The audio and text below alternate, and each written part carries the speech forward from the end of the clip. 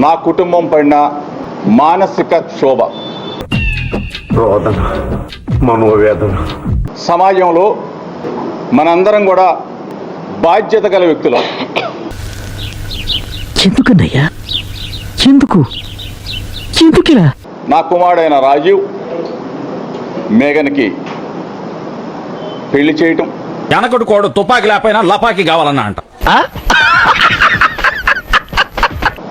ఘనంగా జరిపించడం, దానికి అందరిని కూడా ఆహ్వానించడం కూడా జరిగింది. చూడడానికి ఎలా ఉందో తెలుసా? పనికి మాలిన వాళ్ళందరూ చోట చేరి మాకు పని లేదు అని ప్రపంచానికి చాలా కలర్ఫుల్ గా చెప్తున్నట్టుంది. వాళ్ళిద్దరి మధ్య వ్యక్తిగత విభేదాలు అవ్వచ్చు, పొరపక్షాలు అవ్వచ్చు, లేకపోతే చిన్న చిన్న భేదాభిప్రాయాలు అవ్వచ్చు. ఏంటి బాబా అన్న? ఇంకోసారి అన్న? చిన్న భేదాభిప్రాయాలు అవ్వచ్చు. దట్ ఐ థింక్ వాట్ ఇది దురదృష్టకరమైన సంఘటన. ఇదొక హఠాత్ పరిణామం, ఎవరు ఊహించినటువంటిది. వాళ్ళ మధ్య సఖ్యత కుదర్చడానికి అందరం కూడా ప్రయత్నం చేస్తాం. మేము కూడా అదే విధంగా చేసాం. కానివ్వండి.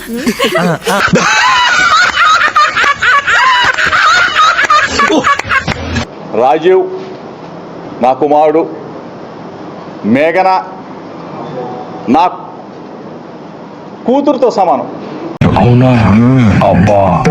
ఎందుకంటే ఉన్నది కొన్ని రోజులైనా కన్న కూతురు కన్నా మిన్నగానే చూసుకున్నాం. అబ్బో, ఎక్కడా ఏ పొరపచ్చాలు మా మధ్య అయితే ఎక్కడా లేవు. నా ఉద్దేశం అది కాదు సార్, ప్రజలు నిజాన్ని తెలుసుకోవాలి.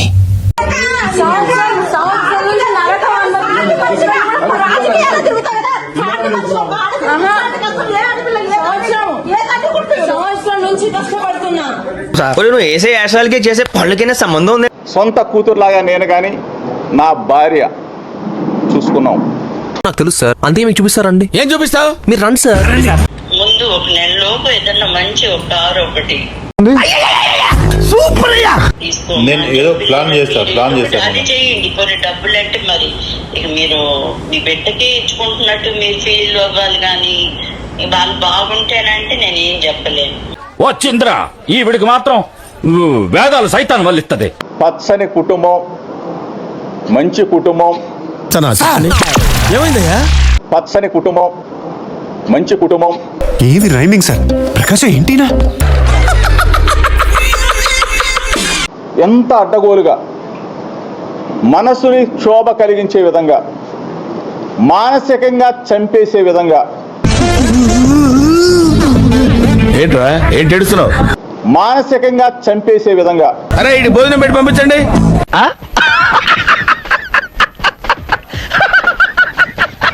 మా కుటుంబం మీద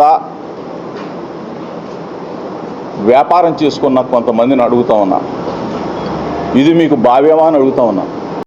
ఆ మాట నువ్వు చెప్పకూడదు. ఎందుకు చెప్తున్నావు? ఆ మాట నువ్వు చెప్పకూడదు.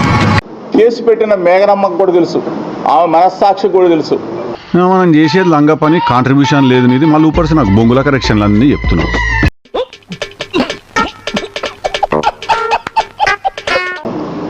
తండ్రిలాగా ఏ విధంగా చూసుకున్నాను, తల్లిలాగా నా భార్య ఏ విధంగా లాలనగా చూసుకుందో. మళ్ళీ వేస్తాడు. ఏం కౌంటర్ సార్ ఇవి? పిల్ల అసలు యాక్సిడెంట్ టెన్షన్ లో ఉంది, ఇప్పుడేం పోతుందిలే. పడుతున్నావమ్మా, ముందు ఇంటికి వెళ్తామా? పర్వాలేదు అత్తయ్య. నా కూతురికి గోరు ముద్దలు పెట్టినట్టు ఏ విధంగా గోరు ముద్దలు తినిపించిందో. ఆ కుర్చీని మార్చబెట్టి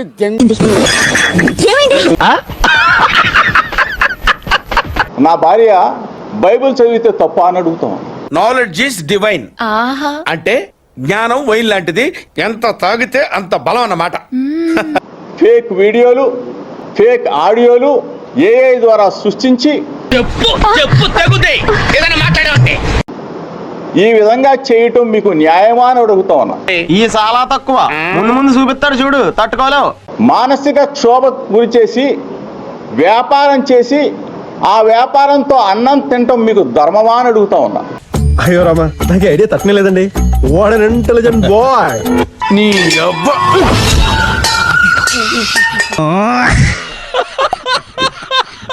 అంటే మీ కుటుంబాలేమో కుటుంబాలా? మా కుటుంబాలు కావా చంద్రబాబు నాయుడు గారు? ఊరుకో ఎద్దులో ఉన్న ఏడిస్తే దరిద్రంగా ఉంటుంది. జగనన్న వెంట నడుస్తాడు, వైఎస్ఆర్ కాంగ్రెస్ పార్టీ జెండా భుజాన వేసుకుని మోస్తాడని మాత్రం చెప్తా ఉన్నా. అయితే